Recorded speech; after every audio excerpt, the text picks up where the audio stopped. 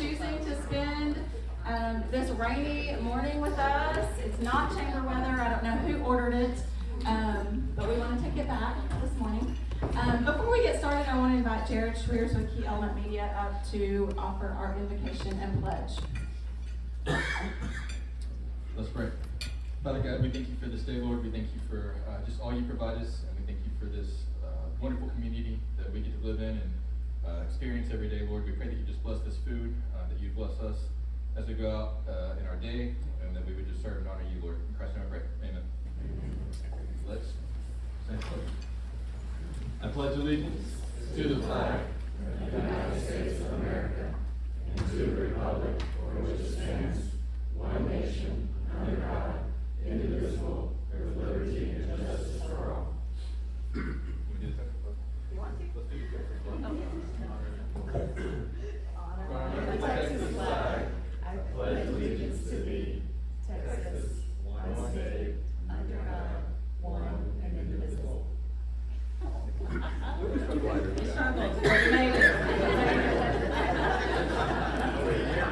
right.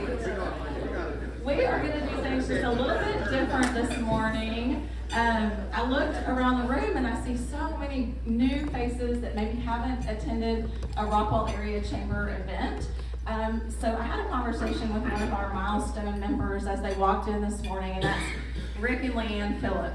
And they shared with me that they just got back from a trip that was Rick's 57th homecoming trip to his college in Indiana. And that's pretty much a milestone, guys. Okay, 57 years of attending homecoming at your college. So, yes, those deserve some applause. And for those of you that don't know, Rick and Leanne have been ambassadors in this chamber for, I think we decided, about 28 years.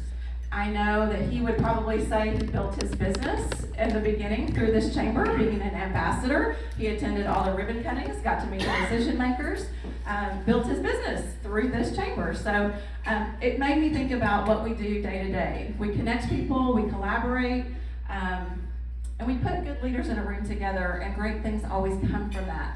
So what I want to do just real quickly is have everyone, we'll just go around the room, we'll introduce yourself and your company, just your name and organization. We really don't have time for your infomercial or your 30-second speech, just your name and organization, so we can all see who's here with us today. I think it would be important so that you can make a commitment to maybe connect with one or two new people before you leave here today. And this will give you the opportunity to do that. So why don't we start at this table over here, and do we want to pass the mic, or do you guys want to just kind of yell? Yell. Okay. All right, we'll start with you, sir. All right, Brett Mykowski with THM Wealth Management. I'm Sammy Howard, the owner of the Rockwall Chamber professional men's basketball team. Good morning, Eva Hummel with Atmos Energy. Michael Gallops with the Rowlett Chamber.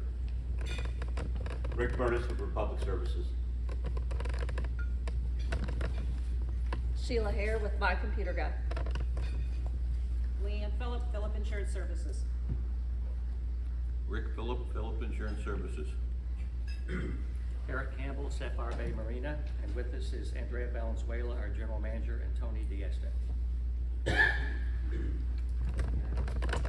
Jennifer Zisk with Lifetime Wealth Management. Keith Burns, Rockwall Chamber of Commerce. Billy Jarrett, Brown Magazines. Kathy Armstrong, Brown Magazines. Logan Carter, Rockwall Golf and Athletic Club. Karen Coughlin with the Spring Hill. Austin Wells, Blue Ribbon News. Leslie Wilson, Rockwall Urgent Care and Occupational Management. I feel like a Miss America contestant. Good morning. My name is Nikki Trentacosta, president of the TANA Group, Employee Benefits Consulting. Kay Winslow, president of Kay Studios. Jared Schweers with Key Element Media. Trevor Johnson, NTX Indoor Digital Billboards. Kyle Lund, Guarantee Bank and Trust. Larry Parks, American National Bank. Alexander Judd, Love Life. Don Fugate, Century 21, Judge 5. Taylor Gray, Cardinal Financial. Jay Turner,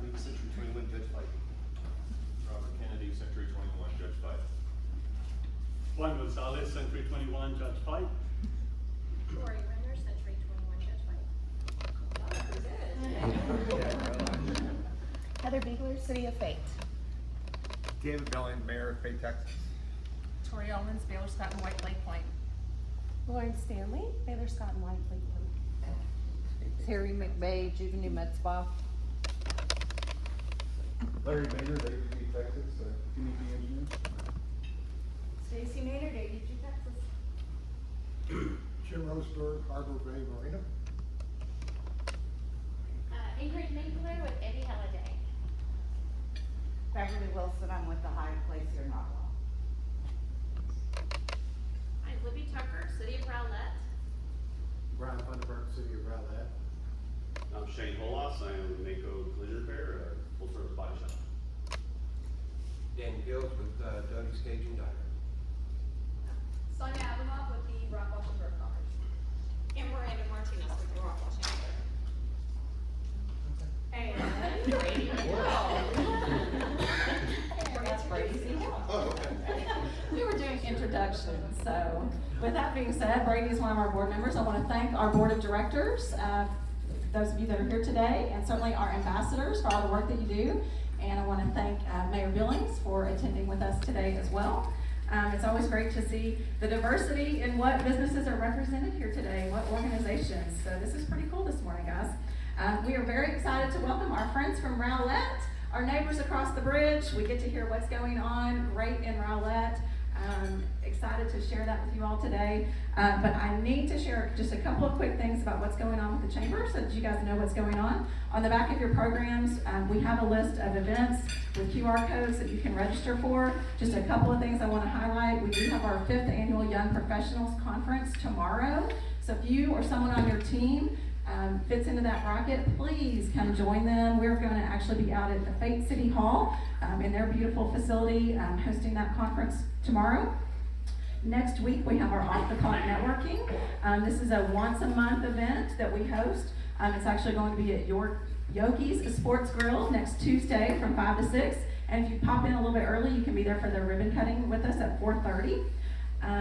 We also have our monthly partnership luncheon. We'll be hearing from State Representative Justin Holland on Tuesday the 16th. So it's not our regular day of our 3rd Wednesday luncheon. So I want you to maybe make a note on your calendar, and you can register today for that. We'll be at Rockwall Golf and Athletic Club to hear State Rep Holland. We have a lot of ribbon cuttings coming up. There's also a little card on your table that has those. I think we've got probably 6 or 8 on the books. And guys, that's a great way to build your business. Like I said, Rick and Leanne, I know they built their business attending those ribbon cuttings. It's great to welcome a new business to our organization and to town. But you get to meet the decision maker when you show up at a ribbon cutting. So it's kind of a good deed for all when you do that. So I would appreciate any presents you guys could have on that. Let's see here. Restaurant week. Okay. I know you were about to kick me, Miranda, if I didn't share this. Okay, guys, we have, once again, the chamber had to pivot. This year we were excited to bring back the Taste of Rockwall. And that really just wasn't going to work. Our sector of restaurants, our friends in the restaurant industry, it really is not a good time for them to be out of their restaurants, out at a festival style event with short staffing. We all know that's happening right now. So we switched gears. We wanted to still support them in a way that this chamber does. And so we're hosting Rockwall Area Restaurant Week. So what this is for you is we are hosting 1 week of purchasing gift cards. And if you all don't know, we are the producers of the Love Local Community Gift Card. So what that is it's a gift card that if you own a business that you feel like you could be on a gift card, we can sign you up. It's free, it's no cost to you. But as a consumer, you can purchase these cards, and during that week, if you purchase over a $25 gift card, you're going to get $10 free, a bonus money. So you can spend that at any restaurant that you like. It doesn't have to be that week. It could be any time after that. These cards don't expire. They're very easy to purchase. We have on our website, there's one of our main grids on our homepage is a Love Local grid, and you just click on it, you put in the denomination you want, and it texts to your phone. You show that to the restaurant when you show up. They can run it just like they do any other MasterCard, and it's a win-win. You get some free money, and our restaurants get some traffic in their doors, maybe not all at once, so we don't bombard them. But this is our way to support this sector of our membership this fall. So in 2 weeks, mark your calendars, November 15th through the 21st, and we could not do that without great sponsors of that card. So that is how we're able to do that, guys. If you are interested in sponsoring something like this, a Love Local initiative, please let us know. We're going to be wrapping some marketing around that for you guys in the form of some videos and social media presence. So please let Miranda in our office know if you'd like to be a part of that. But don't forget to purchase. Also, something new this year that the Chamber is producing is a holiday shopping guide. So this is to support our retail segment. Who's going to need us this winter? As you all know, the construction on I-30 has started. You may have all already had a little experience sitting in it. We're going to need to have patience. We're going to need to have grace, and we really need to support our friends and neighbors who have businesses here. So I challenge you to make sure you're doing your shopping locally. Those are the tax dollars that support the amenities that you and I all enjoy. So we need to keep your dollars here. You'll see this holiday gift giving guide come out in the next roll out in the next couple of weeks. It's a digital guide. It'll showcase what our retailers have to offer you guys. And if you fall into that market, please let us know. Again, Miranda can get you onto that guide. It's complimentary. It's going to be a great, high quality, high resolution guide. So we'll have samples soon of that. And I know if you're probably a retailer, Miranda's already contacted you, but I just want to remind you, get with her please, because it's going to be a great publication. Let's see, anything else, guys? Did I miss anything, Miranda? Okay. All right, so now on to the good stuff. I want to introduce our incoming chairman. She's the Public Affairs Manager for Atmos Energy, and she's also our current chairman of our Legislative Affairs Committee, so she can introduce our speakers today. Welcome, Eva Hummel.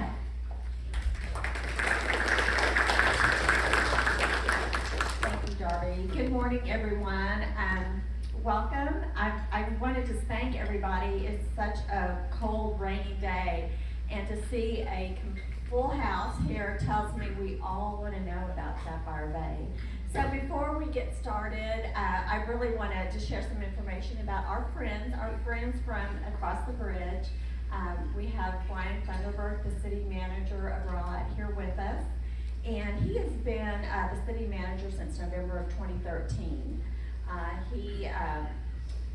For over 18 years, he served as the city's chief financial officer, assistant city manager, and city manager. He has 35 years of leadership and executive experience in municipal government in the areas of finance and city management. Brian was recognized in 2017 as a credentialed manager for the International City Management Association. He is also a certified public accountant since 1987. Brian received his Bachelor of Science degree in accounting from Louisiana College and graduated with a Master in Public Administration from the University of Colorado. In 2016, he received the Big R Paysetter Award by the Rowlett Chamber of Commerce, which was given in appreciation for outstanding contributions and dedication to the businesses and citizens of Rowlett. And ladies and gentlemen, I just want to tell you, I live in Rowlett. I know what that award means. It is probably one of the highest honors that you can receive in Rowlett, and very well deserved by just everything that Brian Thunderberg has done for the city and for the community. So now we have Libby Tucker, and Libby is the Acting Director of Economic Development for the city of Rowlett, where she is focused on efforts on marketing the community to attract new development with a special emphasis on the 1,000 plus acre North Shore Employment District. And she is doing a great job. She is a certified economic developer with nearly 25 years experience in the public sector. Prior to joining the city of Rowlett, she spent her entire career in Missouri. Libby also has experience in municipal management. She obtained her undergraduate degree at Southeast Missouri State. Libby also has received her MBA from Drury University. Libby is a graduate of the Economic Development Institute through the University of Oklahoma. She is a member of the International Economic Development Council and the Texas Economic Development Council, and is a member of the Dallas chapters of Commercial Real Estate Women and Cornett. Libby and her husband enjoy traveling and have journeyed many miles on their Harley. Would you please enjoin me in welcoming our friends, Brian and Libby.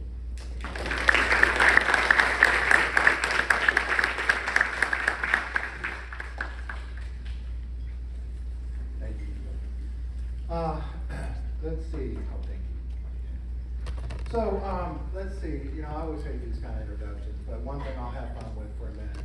So, I want you to join me in this little mantra, if you wouldn't mind, and just repeat after me. Just 2 lines. Debit on the left. Credit on the right. You're all accountants now. All right. So, you know, it has been an interesting journey here in Rowlett. My wife and I and family, we moved down here 18 years ago. And again, as chief financial officer and then later as assistant city manager, which I think was probably the best job I ever had. And they made me city manager, promoted me, so kind of interesting on how that works. But Rowlett has been going through a remarkable journey. When we moved down here, you know, we really liked Rockwall. We really liked the whole area, and I remember one of the main things that the city council administration told me when I first got here was how proud they were that Rowlett was collecting about to hit $3 million in sales tax revenue. They were so excited about that. 1 penny, that's just 1 penny, because our second penny goes to Dart. 1 penny for $3 million, and sure enough, that year we did hit it. And this past year, it was over $7 billion. So, a lot of growth, obviously inflation and all those other factors come into play. But man, I tell you what, Rowlett is just booming. Sapphire Bay was an interesting journey we took many years ago, back when Shane Johnson was our mayor. We started talking about, you know, how could we get the Bass Pro Shop in Rowlett? And we started talking to Dallas then about buying that peninsula. And at that point, our focus was only on the north side, And Bass Pro Shop was considering moving to Garland, and we thought, you know what, maybe we can do a snap and grab here. So we put together a proposal. Dallas was willing to sell us the land, and of course that did not work out, which we're kind of glad, because I kept telling them as a finance guy it was not going to work. But anyway. Since that time, though, I think what we have is going to be much, much better. Sapphire Bay is going to knock people's socks off what they're planning on doing.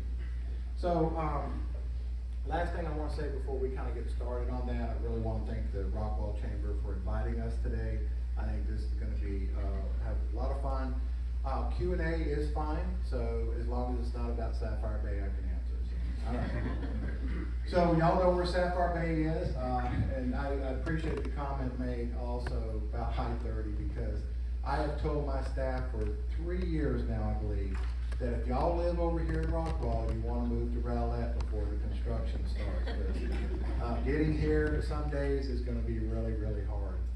So what's interesting is that the north side is pretty much built out. We still have a couple pockets on that side. There's a huge commercial piece right on the southeast corner, right at the Dow Rock PGB, I-30 intersection that still has to be built, and then of course all that work on the south side. So you've seen the pictures. I can tell you that, you know, from what we started from the very beginning, you know, the images have changed over time as they fleshed out what it's going to look like. But the other thing that I would tell you is that how closely aligned the original vision still is.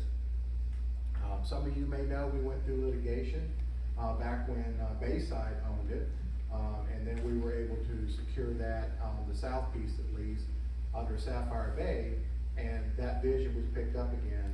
And so the Crystal Lagoon, the condo towers, the resort, you know, the major change that they did make is the surf park that they're going to be building. We'll talk a little bit more about that here in just a minute. One thing, the lagoon did kind of shrink in size a little bit. At one point, we had 8 acres, but it's right at 7, so we're still pretty satisfied with that. And I think when, in particular from what we've seen from the videos of what in the very center, this island here, when they put together those video shows, it is gonna be absolutely incredible. Something like I don't think any of us have really seen unless you've been out in Las Vegas or something. This would be the resort itself, and they have announced the hotel. What is it? Yes. So access destination by Hyatt, you said? Destination by Hyatt. Destination by Hyatt. All right. Sorry about that. So the chamber says that they get this part up here. So we're all arguing and debating on who gets what out of this out of the deal. You can see just some of the images, what they're looking at, huge ceilings, particularly coming in the middle. What I have really been impressed is the team they have assembled around them to look at every single detail. And my grandfather used to be a contractor, and he built residential homes, and he would always tell me there's 1,000 things you gotta do. I mean, everything, it's just not the big stuff. Gotta bring in enough lumber to build it, and you need brick, and then you need put the roof on and all that. But it's every little detail. They are spending so much time, and quite frankly, just in business sense, they're monetizing almost every segment that they can and they need to. And it's just remarkable to watch them do this. The surf park was something that came out after Sapphire Bay acquired the property, after Bayside. Bayside had a different image there. But what was really interesting, so the lagoon is over here, but this surf park, this is an untapped market, really. And when you look at all the various industries, particularly sports related, and the golf segment, professional football, Ninja Warriors now, if y'all watch TV like that, my wife watches it all the time. So if you look at what ESPN and some of them have done, and all these shows that they do, surfing is big business, billions of dollars, and professional surfers carry an entourage with them like rock stars. It's really kind of interesting how they do that. And there's only just a few locations in our hemisphere where people can learn the trade and then also get those perfect barrel rolls. You see in the TV, Hawaii 5-0, and they're surfing, you got the big barrel coming over them, right? Well, this designs that. It makes that possible, I guess. And so what's really kind of interesting, down on this end we'll have the capability of creating those big barrels, and then every level through the rest of it, beginner area, intermediate area, so you can use it to train new surfers. In addition, you can have professional surfers come in, and that's where you're going to see America's Ninja Warriors, here in Rowlett, and it's going to end up being about surfing. But again, there's a lake somewhere in Texas, and I'm sorry it name dropped, but they were trying to do the same thing. But the problem with the lake was the equipment that was required to create the waves brings up all the sediment. You won't have that problem here. So it's going to be very clean and crisp. The cameras will be able to catch every element of it. And so I think this is going to be just absolutely fantastic. And of course, all around it, you can see how they're planning to monetize this whole thing. Now back here, yes, we'll have some townhomes. They actually will go vertical on that before we go vertical on the resort and some of the hotels. And that's just because they're further along in the process, and it's a little easier for that to occur. But when you look at all of this, people are going to be able to chill. You got a little beach down here. It's just going to be absolutely remarkable They have a lazy boy, I think that's really gonna be tied to the resort. But, excuse me, lazy river, excuse me, I'm thinking about it. We're living in a hotel right now while they renovate our master bathroom, and I'm missing and then, of course, you know, just the whole site is just gonna be one that, it's just gonna be fantastic. All right, so this kind of talks a little bit about what we're talking about. You can see the bigger waves back here. Again, it's gonna have that ability to create those barrels that we talked about. But even in the very front, you're gonna have the beginner skills on it. So this is an amazing, amazing opportunity for people, to really learn this trade. Plaza office, so if you're, the resort on this case would be south, we're looking, north here towards Rowlett, rest of the city, the lake's down here on the bottom. This is the fountain I was talking about, and because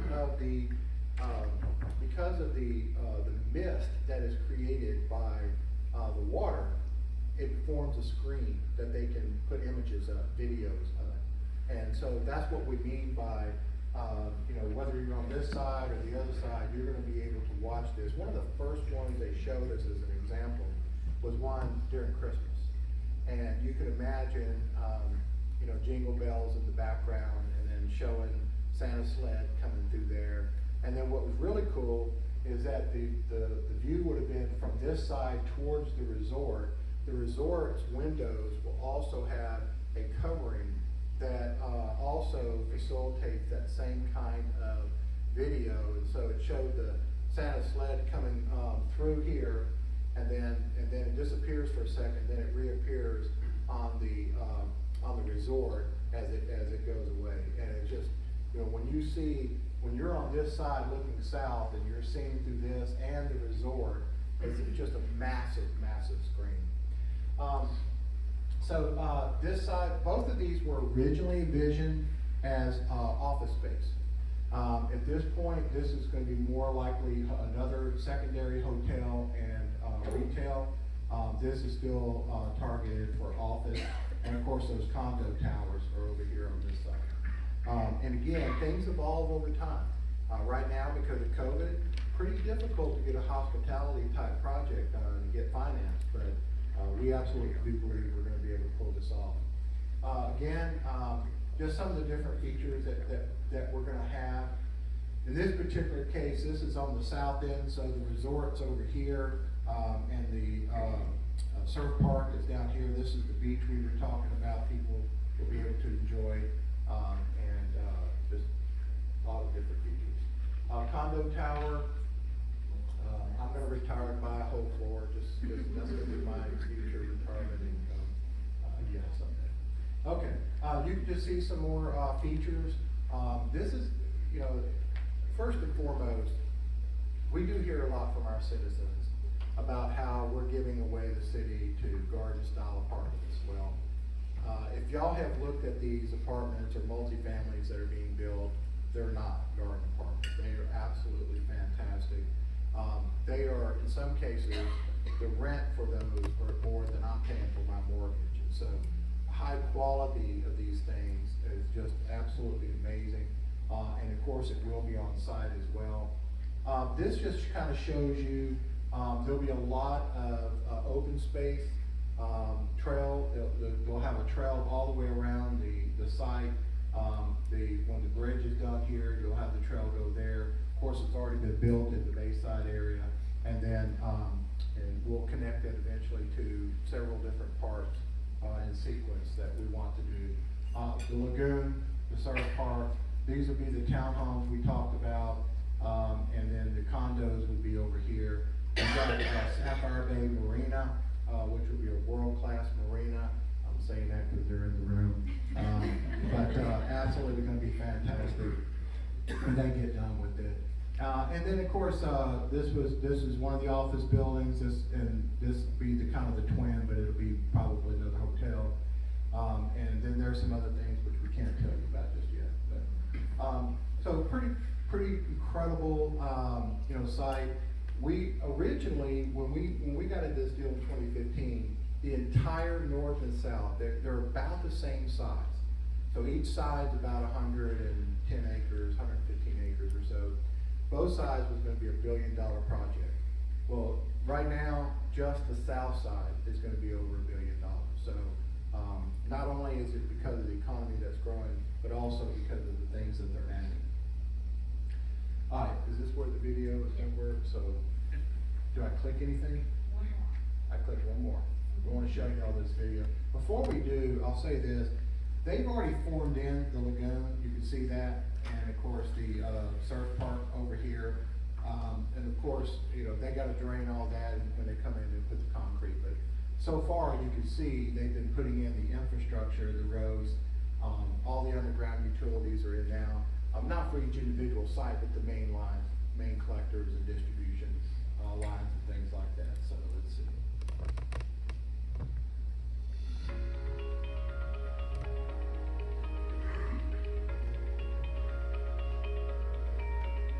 That's looking towards Dallas.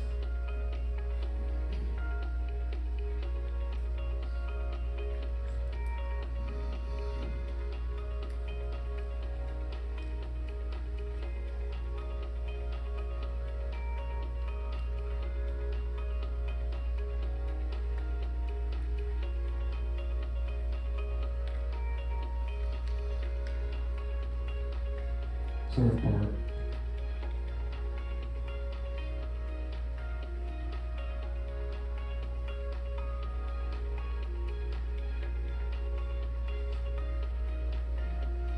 That's the outdoor improvements. Lagoon.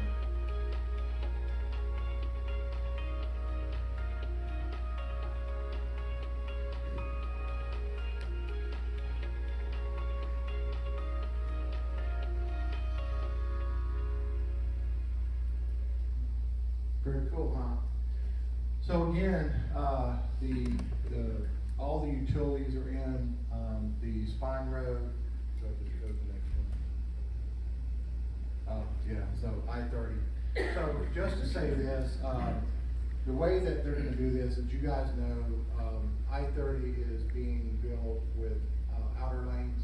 They're also making some improvements on the current lanes as well. So that's one of the reasons why, and the hope is that it won't be as bad as it could be, because they don't necessarily have to close down any of the lanes to expand. Instead, they're building a whole nother structure on either side, eastbound and westbound. So that's gonna make that a little bit better.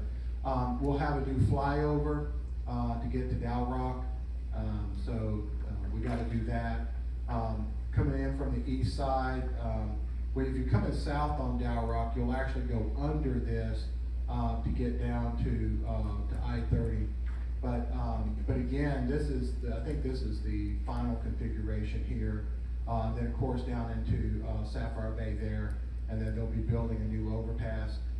Yesterday, we saw the plans from TxDOT, how they're going to phase this. I think there's 9 separate phases, some longer than others, as they do different parts. And of course, there's gonna be a few that we'll object to because we don't like the way that it's set up. They wanna bring in some of the heavier trucks into Bayside and down Scenic and to hit Dow Rock that way. And we're not real happy about that because those roads may not be designed for that. But regardless though, this project is gonna be huge for the city and for our region. When I-30 is complete, it's just gonna be just absolutely fantastic. And this was one of the earlier visions of it, so you can see the flyover, the new flyover as it comes down. And then out here, the new outer lanes, you'll see those. So there'll be, if you're coming in from Rockwall and you wanna go to Sapphire Bay, what you're gonna wanna do is take that right outside lane to get there. And if you're coming in from Dallas, you're gonna want to get off at past Pro Shop and get on the outer lane to get into it. And basically inside here, those channels will continue to go east and west, pure and simple, and without exits to get off in Rowlett. So that'll be good. Okay, so before we move on to Libby's part, any questions you guys might have about Sapphire Bay, we can do a little quick Q&A. 30 minutes for Q&A, is that what you said? Anything? Yes, ma'am. So is it open to the public, and how are they gonna have access to these amenities? They have to have like a membership, or what does that entail? So there are going to be a lot of private segment issues, like for example, the lazy river will be associated with the resort, so you'll have to get a day pass or something like that to use it. The lagoon would be free. Now, you're not going to just jump in and swim. So if you want to get on one of the little duck boats or something like that that they're going to have in there, then you'll have to rent that for the day. The boat ramp will be free to the public. I'm just gonna warn you guys now, it will have limited parking, but it is still free to the public to be able to let their boats off right there. So it will be a combination. You know, you can certainly go down there and eat anywhere. The public can go anywhere down there, but I'm sure there'll be some parts that will be set aside that will be dedicated just for the resort, or dedicated just for whatever particular business. Yes, ma'am. Years ago, I was sitting on that, and they were talking about this project, and at one point, there was some talk of water taxis between this Sapphire Bay now and the other side of Rockwall, the harbor. Is that still something in the mix, or? So I think at that time, that was part of the brainstorming. We want to still see that. We still talk about that from time to time.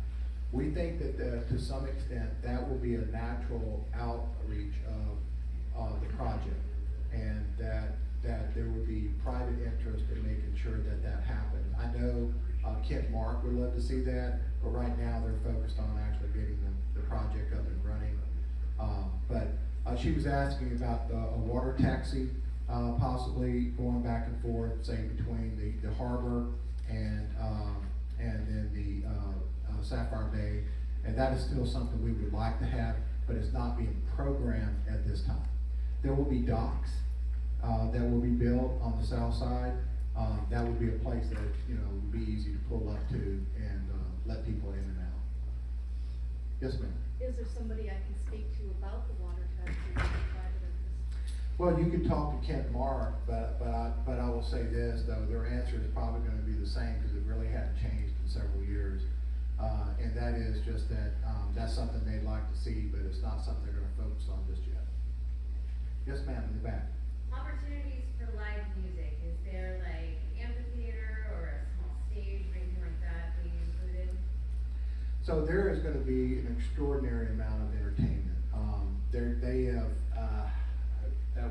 There was one slide where the two office buildings were, that were going to be built in such a way that, people could sit on the stairs and stuff like an amphitheater, but there's not going to be a dedicated one there. That's what they want to do is to move people around the lagoon so people would come there. That's where a lot of the shows are going to be, or the surf park will have shows.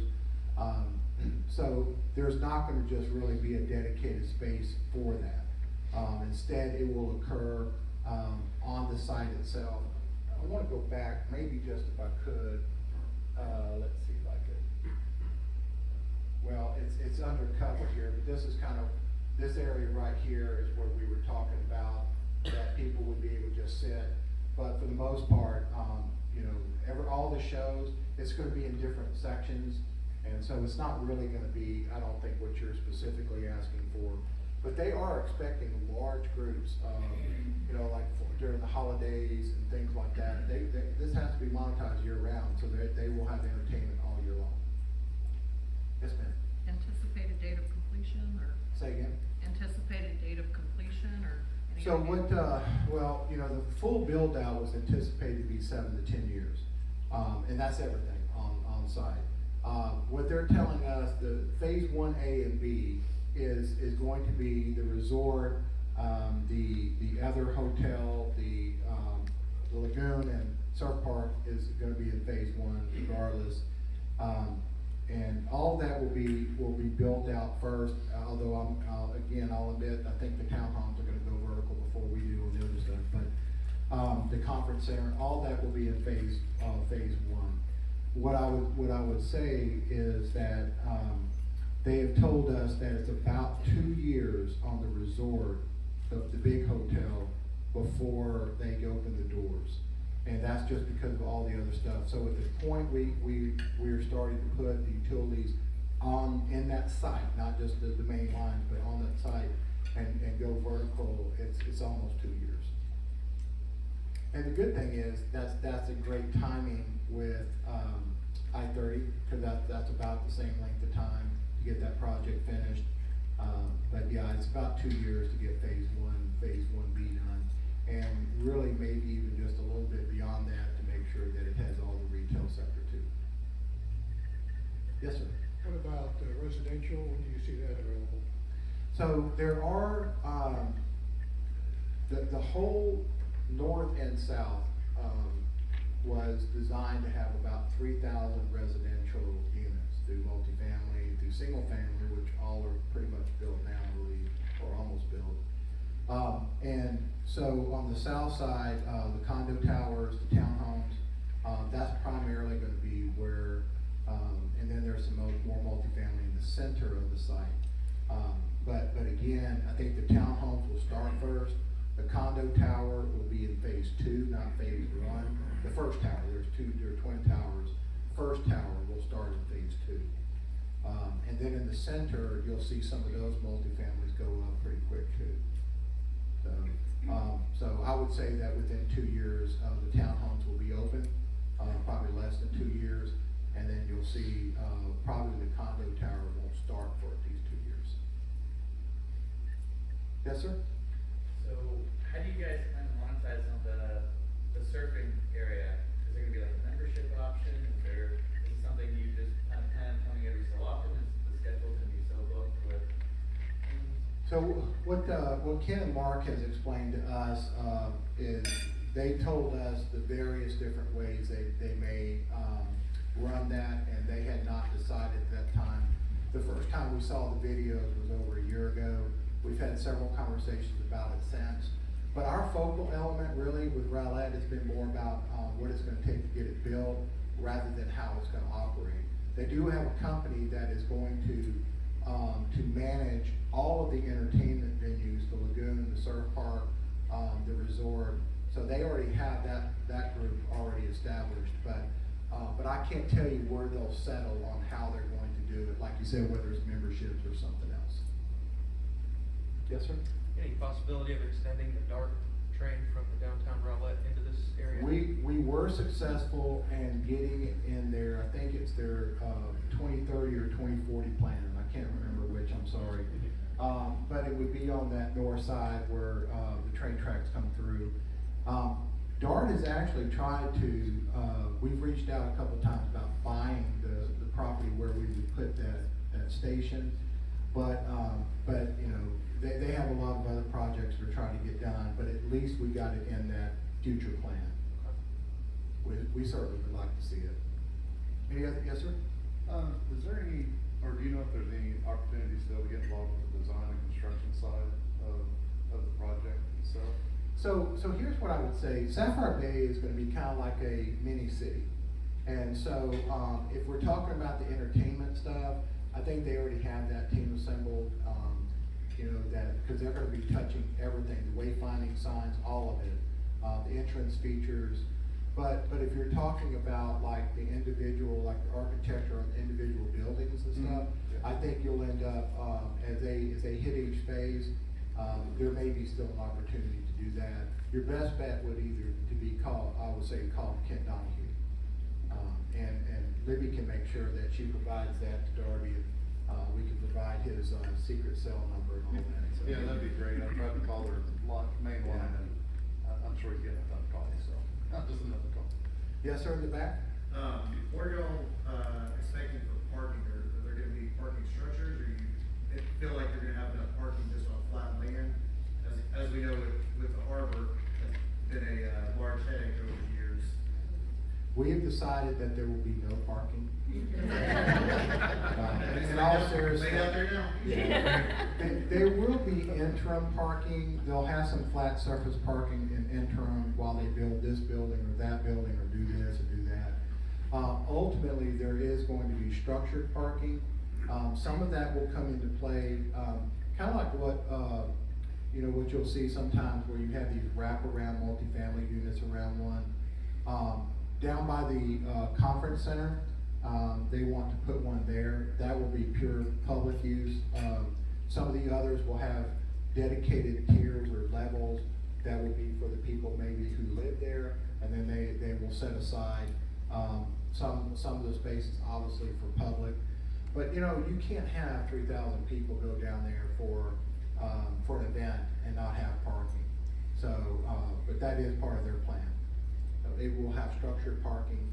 There will be some land-based, just purely surface level parking, but that will be tied typically to where your retail and restaurants will be. All right, anything else before we get to Libby? She has the really cool stuff, by the way. Okay. Well, I do have Yes, one ma'am. more question. Yeah. I know that with the Sapphire Bay Marina, there's been some like tug of war politically, I guess, with getting that up and running. So you mentioned that Rowlett purchased this land and is now selling it to Sapphire Bay, I'm assuming. How is that working? So where does Rowlett have control over permits and how this is getting developed? So it is a complex question. The question is, how does the Sapphire Bay Marina and the city of Rowlett and Sapphire Bay itself, how are they interrelating towards issuing of the permits, who owns what? Let me say this, Rowlett owned the property for about 0.1 seconds. So Dallas was as a city, was able to sell us the property without going to a bidding war. If they were to sell it to private sector, they would have had to take bids. So because we're another governmental entity, they were able to sell it directly for a negotiated price at which we did negotiate. So the way the transition worked, and it worked this way for Bayside, when they owned both sides, and then when we bought that piece from Bayside, is that Rowlett didn't put up the money. We didn't have the money. So the developer put up the money for it. And then what happened is, all we did was the conduit. So basically, we never touched any of it, but it went through, and Rowlett owned it for, like I said, about 0.1 seconds. So it ended up in Sapphire Bay's hands. At the same time, when Sapphire Bay acquired the south piece, they also contracted with Sapphire Bay, or Marina, to purchase the Marina section there. And so now the permitting is even more complicated because Rowlett permits on the land, whereas Dallas permits on the water. And that does create a tug of war is to some extent.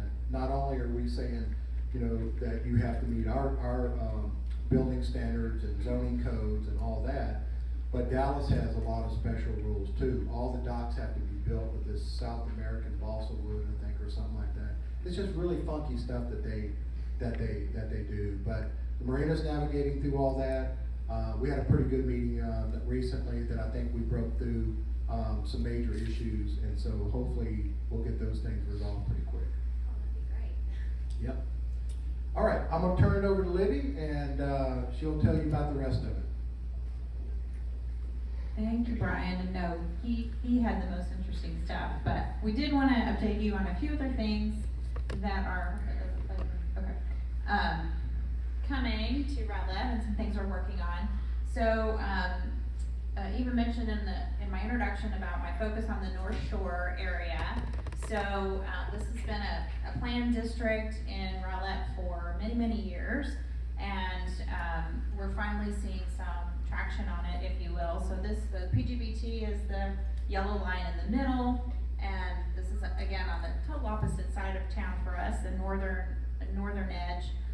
Harmony Hill Apartments, right up here. You might be familiar with where that is, and then Merritt Road running this way. So this area is really developed more for residential, and we do have a lot of projects happening in there right now as far as coming through our process for multifamily, including some townhomes, and that also have a commercial aspect to it. So you can live there, hopefully step out and walk to a restaurant, get your dry cleaning done, those kinds of things as well. And then south of Hickox, Hickox runs this way, and so there's a new road that's been built pretty much right along in here, and this is where the first development is underway for multifamily. And then this area is my area of focus, so it's for commercial development. So what we want to see here is more of an urban environment. So I always kind of liken it to the City Line project, where you've got the big State Farm office headquarters and then residential nearby, a lot of the shops and restaurants to support the people that live and work there. So there's a lot of interest right now in that property, but we just wanted to be the right thing. And a lot of light industrial projects coming toward us right now because that's what's needed, because we're all buying and shopping so much online.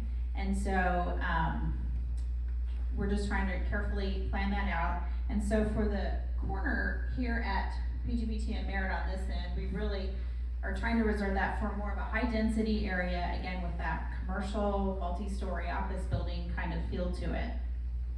And then on the east side of the property is really what we call the commerce and industry side. So we hope to be able to announce a project coming there very soon, before the end of the year, hopefully. So again, we'll create a lot of jobs and a lot of capital investment there, so we're excited that's coming.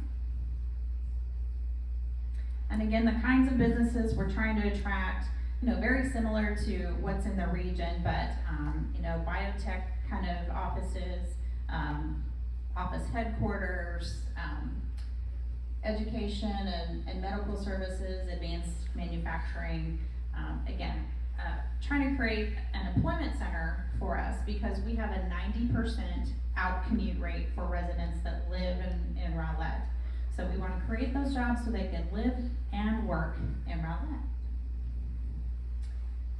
All right, so what's coming? So we have a few updates for you.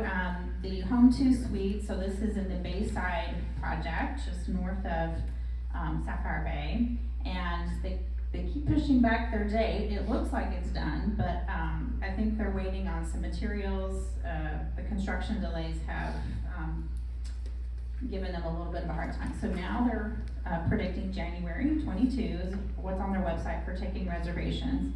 And there's also a kind of a retail commercial component that sits out in front of that area. So they're looking to fill that again with more restaurants and retail that can support all the residential that's in the Bayside area.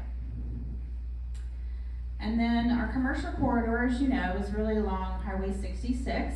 So there's a lot of things coming along there. And we have a business called HTO, and some of you may be familiar with that, but it only sells iced tea. So I'm from Missouri, and we're not quite as crazy as Texans about their iced tea, apparently. But 12 different kinds of iced teas, and there's very limited walk-in service as well, but they're putting 2 locations in our community. So one in front of Walmart on the Super Walmart, and then the other near the neighborhood Walmart on the other end. Ace Hardware just opened near Specs and Dollar Tree. So I don't know if you've been in a Ace Hardware lately, but it's not your father's hardware store, I should tell you that. And, ladies, there's a lot of good shopping there while your husbands go and boyfriends go and do their thing for the hardware. Great gift shop, and they even had clothes. I was shocked to see that. But so really interesting concept there. I think it'll be great. There's nothing on that end. We've got a Home Depot on the other side, so this will really fill a gap for home goods on that side. The other big thing that's of interest is a business called Salad and Go. So they're building some ground up construction for a new place. Again, it's drive-through.